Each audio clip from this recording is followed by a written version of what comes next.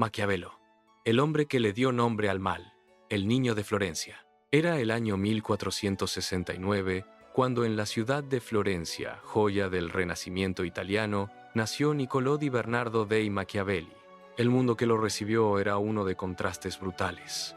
Una época de arte sublime y violencia feroz, de mecenas generosos y tiranos sanguinarios, de filósofos que hablaban de virtud, mientras los príncipes se apuñalaban por el poder. Florencia, en particular, era una olla a presión política donde las familias más poderosas de Italia, los Médicis, los Pazzi, los Borgia jugaban al ajedrez con vidas humanas como si fueran piezas descartables. El padre de Niccolò, Bernardo, era un abogado de clase media con una pequeña biblioteca que el niño devoró con hambre insaciable. Desde pequeño, Maquiavelo aprendió latín, leyó a los clásicos romanos Tito Livio, Cicerón, Tácito, y comenzó a observar el mundo con unos ojos peculiarmente fríos y analíticos. No era un niño que soñara con castillos de hadas. Era un niño que se preguntaba por qué los reyes caían y cómo otros se mantenían en el trono. Esa curiosidad, tan inocente en su origen, sería la semilla de su leyenda negra. Florencia, durante su infancia, estaba gobernada por Lorenzo de Médicis, conocido como Il Magnifico. Lorenzo era casi un dios en vida, protector de artistas como Botticelli y Leonardo da Vinci, poeta él mismo, diplomático brillante y señor absoluto de la ciudad. Pero incluso bajo su sombra larga, la violencia acechaba. En 1478, cuando Maquiavelo tenía apenas 9 años, ocurrió la conspiración de los Pazzi. En plena misa dominical en la Catedral de Florencia, miembros de la familia rival intentaron asesinar a Lorenzo y a su hermano Giuliano. Giuliano cayó acuchillado 19 veces. Lorenzo escapó herido. La represalia fue brutal. Los conspiradores fueron ahorcados en las ventanas del Palazzo della Signoria, y el pequeño Niccolò pudo haber visto los cuerpos balancearse desde las calles de su ciudad. Ese fue su bautismo político, no en agua, sino en sangre. El servidor de la República. Cuando Maquiavelo tenía 29 años, en 1498, la historia de Florencia dio un vuelco dramático. Lorenzo de Médicis había muerto, su hijo Piero había sido expulsado de la ciudad tras una humillación militar ante los franceses, y Florencia se había convertido en una república gobernada bajo la influencia espiritual del fraile Girolamo Savonarola, un predicador apocalíptico que quemaba libros, pinturas y espejos en lo que llamaba las hogueras de las vanidades. Pero Savonarola terminó como terminan los fanáticos que se creen elegidos por Dios. Fue arrestado, torturado, ahorcado y quemado en la misma plaza donde había organizado sus hogueras moralizantes. En ese caos, Maquiavelo encontró su lugar. Fue nombrado secretario de la Segunda Cancillería de la República Florentina, un cargo de enorme responsabilidad para alguien tan joven. Durante 14 años, Maquiavelo fue el cerebro diplomático de Florencia. Viajó como embajador a Francia, al Sacro Imperio Romano, al Vaticano. Negó, observó, escuchó, tomó notas y conoció a los hombres que cambiarían su visión del mundo para siempre. El más importante de todos fue César Borgia, la fascinación por el monstruo. César Borgia era, para la época, una figura que generaba terror y admiración a partes iguales. Hijo del Papa Alejandro VI. Sí, el Papa tenía hijos ilegítimos y los usaba como instrumentos de poder. César había renunciado al cardenalato para convertirse en capitán de guerra y señor de la Italia central. Era guapo, carismático, cruel e implacable. Traicionaba a aliados, asesinaba a enemigos con una sonrisa y construía su dominio sobre los cadáveres de aquellos que se interponían en su camino. Maquiavelo fue enviado como embajador florentino a la corte de César en 1502 durante la campaña de Romagna. Lo que vio allí lo marcó de por vida. César no era simplemente un tirano, era un administrador del poder de una eficiencia aterradora. Cuando descubrió que uno de sus propios lugartenientes, Remiro de Orco, había gobernado con excesiva crueldad y estaba generando resentimiento popular, César lo mandó ejecutar y dejó su cuerpo partido en dos en la plaza pública de Cesena junto a un cuchillo ensangrentado. El mensaje era doble.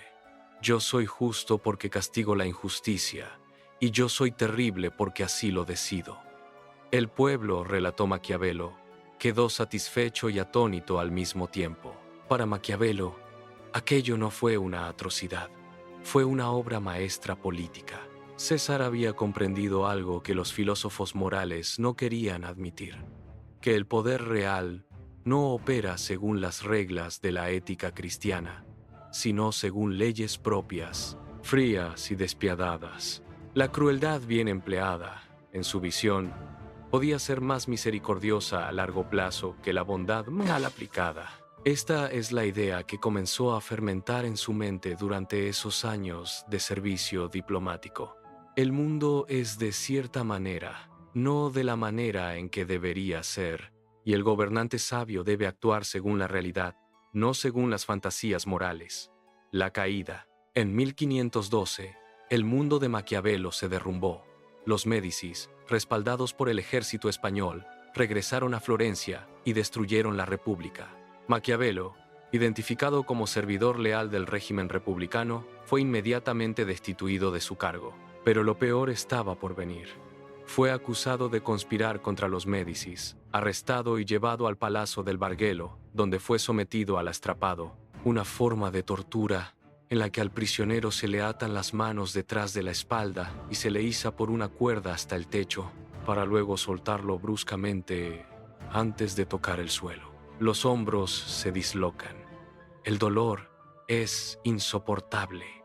Maquiavelo soportó 6 vueltas de este tormento y no confesó nada porque genuinamente no había conspirado. Fue liberado gracias a una amnistía general decretada con motivo de la elección del nuevo papa, Giovanni de Médicis, que tomó el nombre de León X, pero libre no significaba rehabilitado. Maquiavelo fue enviado al exilio interno, confinado en su pequeña finca en Sant'Andrea in Percusina, en las colinas fuera de Florencia, sin dinero, sin poder, sin el trabajo que era su razón de ser.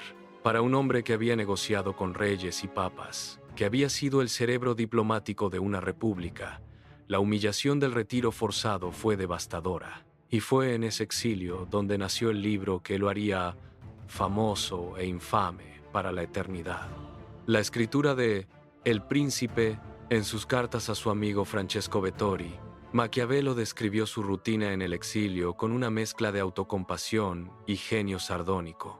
Durante el día se ocupaba de asuntos triviales, supervisaba su pequeña propiedad, jugaba a las cartas con lugareños en la taberna local, intercambiaba insultos y bromas vulgares. Era una existencia pequeña, grotesca, para alguien de su talla intelectual.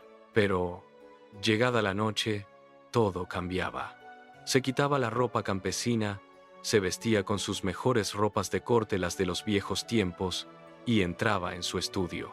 Allí, rodeado de sus libros y sus recuerdos, se sentaba a conversar con los grandes hombres de la historia. Me alimento de ese alimento que es el único mío, escribió, y para el cual nací. El resultado fue El Príncipe, escrito en 1513 y dedicado a Lorenzo de Médicis. No el Magnífico, sino su nieto con la esperanza desesperada de conseguir un empleo en la nueva corte. Era, en esencia, el currículum vitae más audaz de la historia.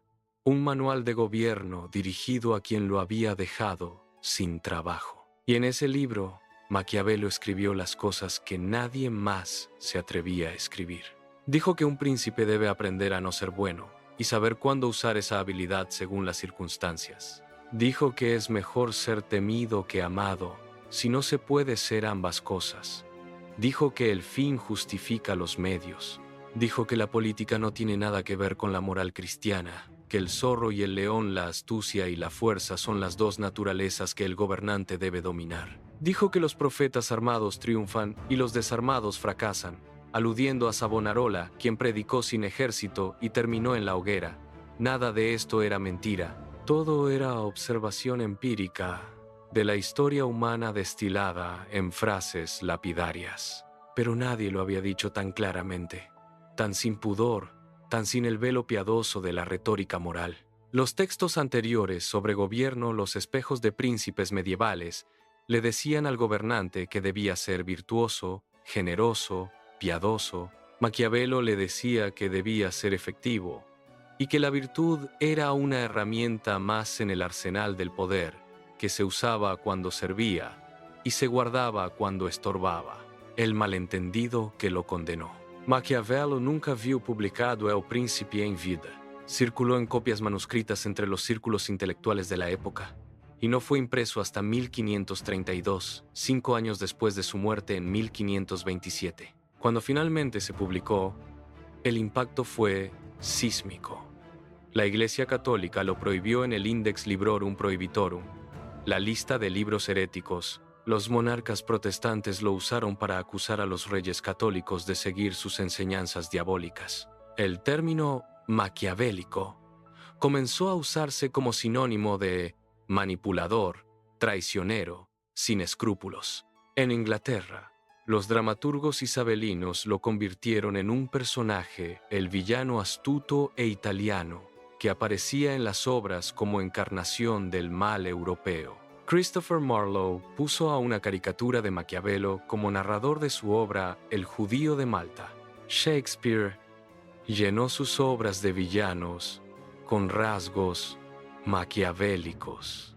Ricardo III, Iago, Edmund, la figura del intrigante sin moral con labios suaves y cuchillo escondido se volvió sinónimo de su nombre. El gran malentendido fue este.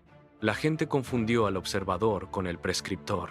Maquiavelo no decía, sé cruel porque la crueldad es hermosa. Decía, los príncipes que quieren mantenerse en el poder suelen ser crueles cuando la situación lo exige, y aquellos que se niegan a hacerlo suelen caer. Era un análisis, no una apología. Era el médico que describe la enfermedad, no el que la recomienda. Pero la historia no es justa con los matices. El hombre detrás de la leyenda. Lo que la leyenda negra borró fue al Maquiavelo completo. Al hombre que también escribió los discursos sobre la primera década de Tito Livio, donde defendía apasionadamente la república como la forma superior de gobierno, donde argumentaba que el pueblo colectivo es más sabio y más justo que cualquier príncipe individual. Al dramaturgo que escribió La Mandrágora, una comedia brillante y subversiva que se sigue representando hoy, al patriota que soñó con una Italia unificada y libre de las potencias extranjeras que la saqueaban, al hombre que, después de años de exilio esperando ser llamado de vuelta al servicio de Florencia, fue finalmente convocado por la nueva república restaurada en 1527 y murió semanas después, a los 58 años, antes de poder volver a servir a la ciudad que amaba y que tanto lo había herido. La historia cuenta que en su lecho de muerte, Maquiavelo tuvo un sueño. Vio un grupo de personas miserables, harapientas, que decían ser los santos y los bienaventurados que irían al paraíso. Luego vio otro grupo, hombres de aspecto grave y distinguido, vestidos noblemente, que discutían de política y filosofía. Eran Platón, Plutarco, Tácito.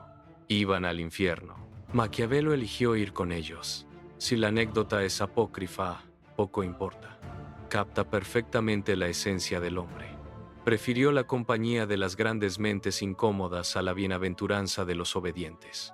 Prefirió la verdad incómoda a la mentira consoladora. Eso, más que ningún libro, explica por qué el mundo decidió que era malvado. Porque los malvados de la historia suelen ser, con demasiada frecuencia, aquellos que se atreven a decir la verdad en voz alta. Todos ven lo que pareces, pocos sienten lo que eres. Niccolò Maquiavel.